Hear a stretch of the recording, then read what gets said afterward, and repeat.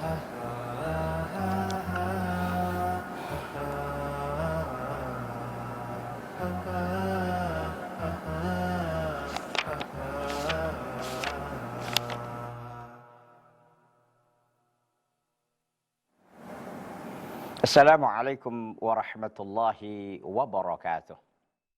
Alhamdulillahi hamdan katsiran tayyiban mubarakan fihi kama yuhibbu rabbuna wa yardah.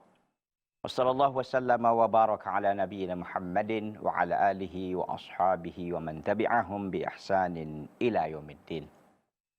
Ikhwati fillah azzani Allah Ta'ala wa iyyakum jami'an, para pemirsa Salam TV dimanapun antum, antunna, ikhwan dan akhwat, bapak dan ibu yang berbahagia dimanapun Anda berada semuanya. Alhamdulillah pada kesempatan kali ini kita kembali bertemu, tentu untuk melanjutkan kajian rutin kita, kajian kitab Syakhsiyatul Muslim, untuk menyegarkan ingatan kita kembali. Kita sesungguhnya telah sampai kepada bagian yang kedua, ya, yaitu al-muslimu ma'a nafsihi.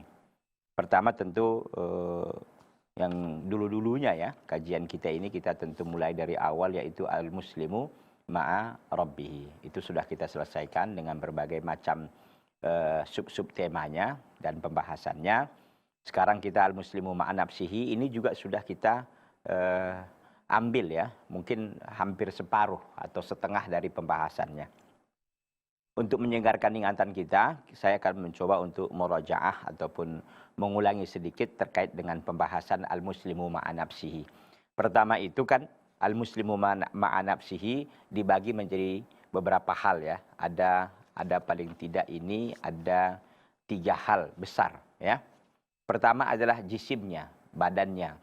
Apa yang harus dia lakukan seorang muslim ketika dia berhadapan atau dihadapkan dia dengan jisimnya, dengan tubuhnya. Apa yang harus dia lakukan? Yang pertama adalah dia harus mu'tadilun fi ta'amihi wa syarabihi. Senantiasa dia seimbang dalam makan dan minumnya. Yang kedua adalah dia berusaha untuk selalu melakukan aktivitas olahraga fisik, ya.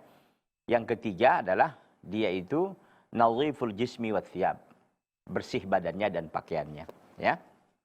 Itu sudah kita bahas, ya. Yang keempat adalah dia hasanul hay'ah, penampilan yang selalu baik, penampilan yang begitu sangat indah.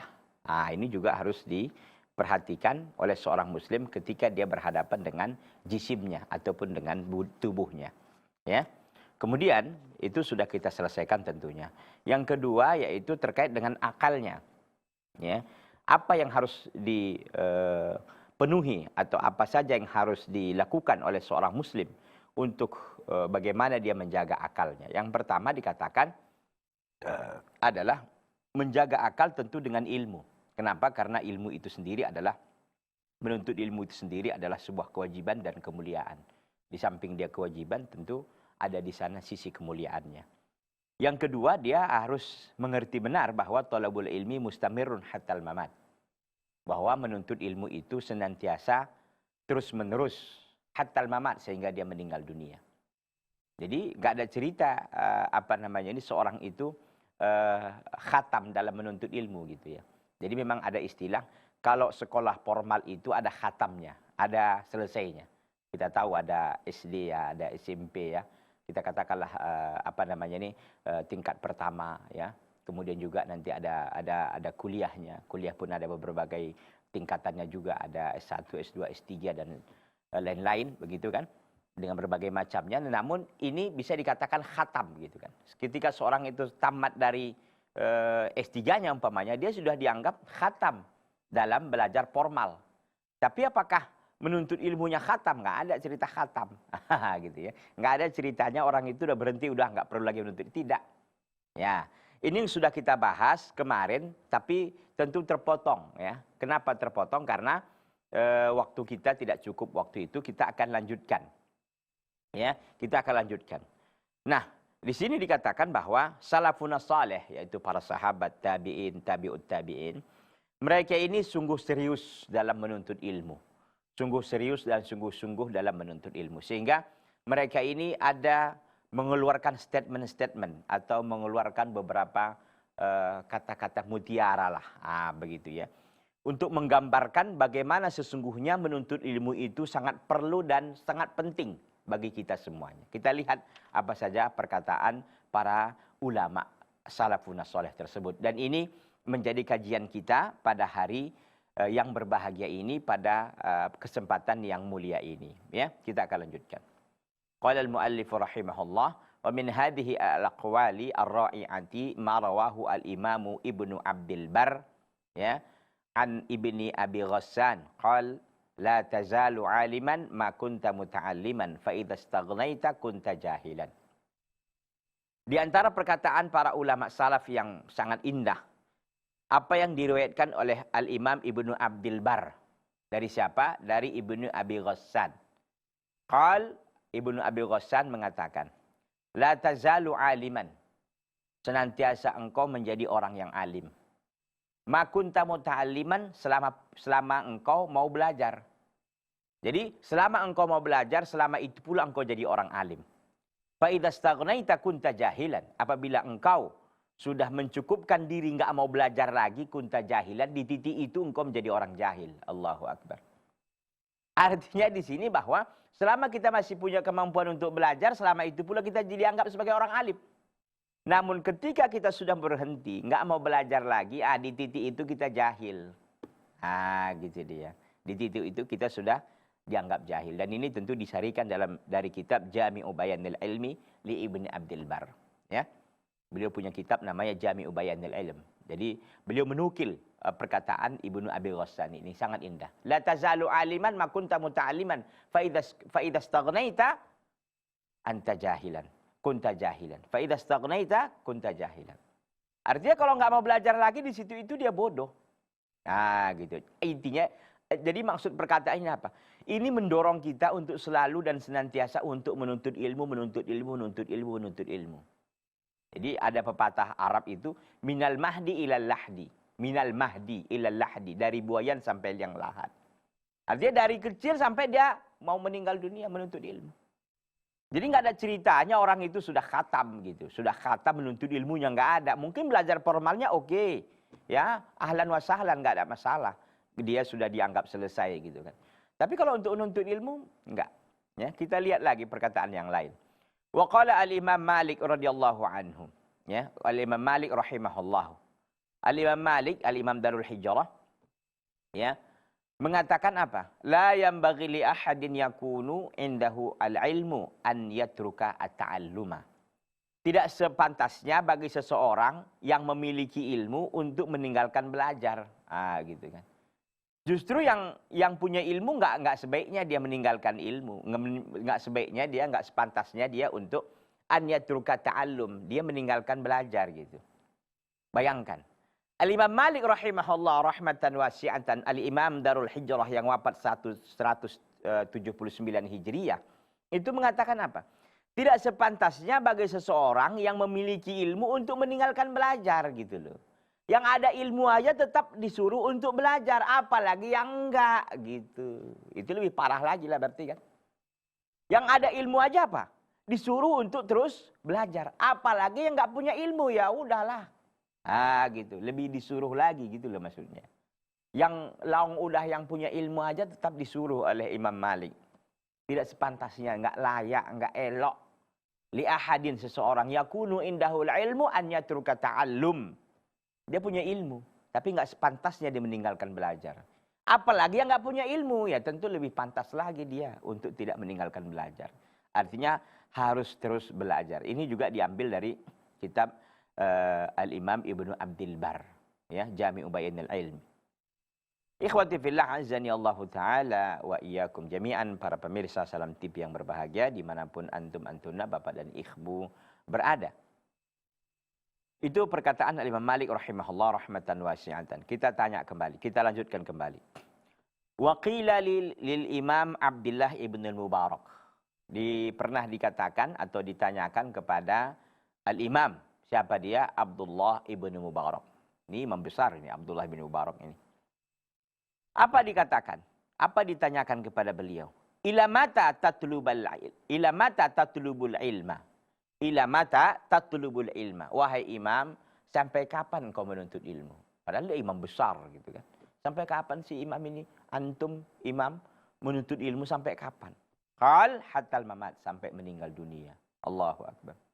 Sampai wafat aku tetap menuntut ilmu, kata Abdullah bin Mubarak. Wala'allal kalimata allati antafi'u biha lam aktubha ba'din. Au ba'd, ya. Wala'allal kalimata allati antafi'u biha lam aktubha ba'd. Boleh jadi ada suatu kalimat yang aku bisa ambil manfaat dengan kalimat tersebut belum aku tulis sebelumnya.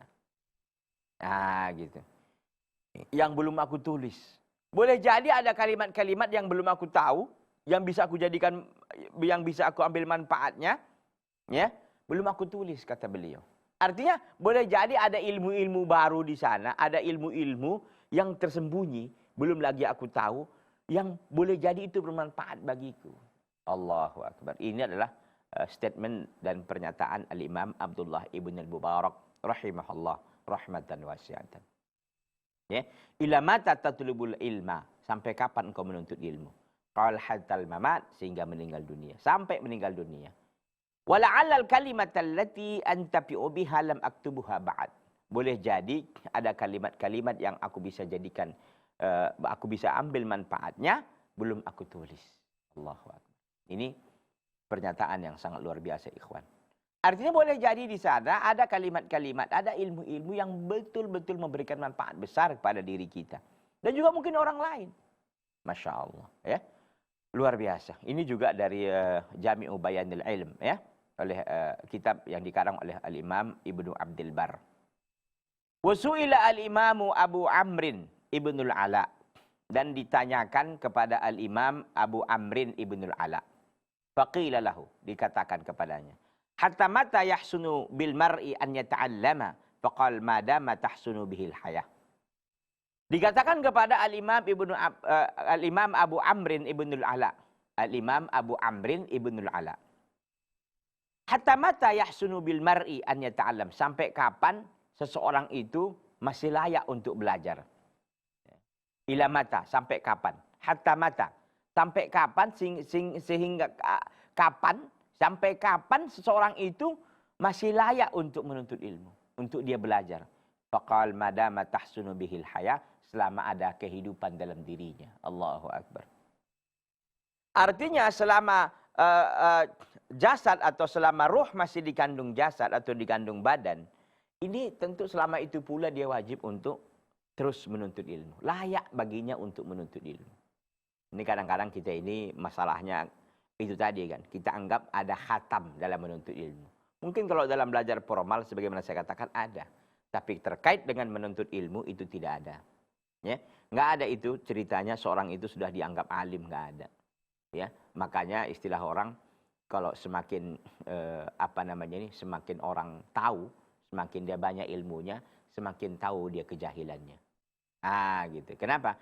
Karena selama ini kita rupanya banyak ilmu yang nggak tahu kita. Semakin nampaklah kebodohan kita itu kan.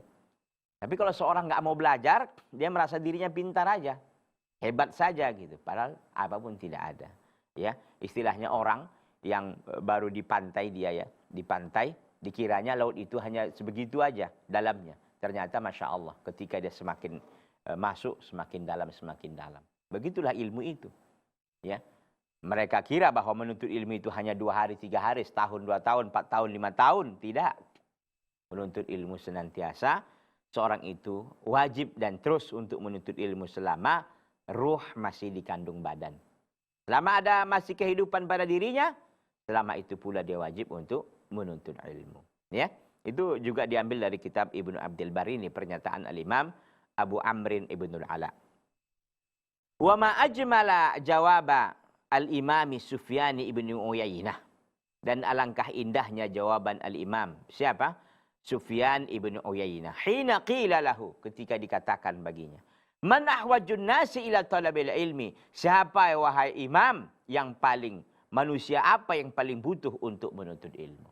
Faqal, maka dia mengatakan, a'lamuhum, orang yang paling pintar di antara mereka. Qila limada? Kenapa kok orang pintar pula yang paling butuh untuk belajar?